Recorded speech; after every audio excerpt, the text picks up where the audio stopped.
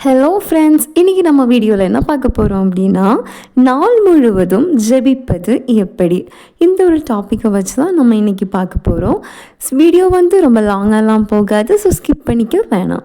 முதலாவதாக ஒவ்வொரு நாளும் ஜெபத்துடன் ஆரம்பியுங்கள்.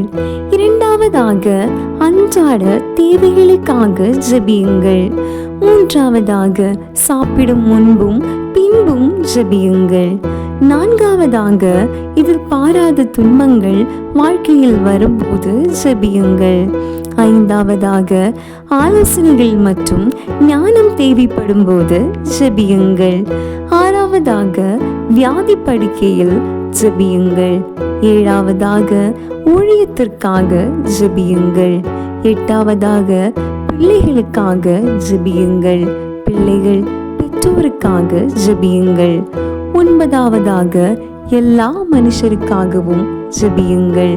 பத்தாவதாக இரவு முழுவதும் கூட ஜெபிக்கலாம். இந்த முறையை பின்பற்றினால் நாம் வெறும் ஜெபிக்கும் மனிதராக மட்டுமல்ல, ஜெப மனிதராகவும் வாழ முடியும். நன்றி.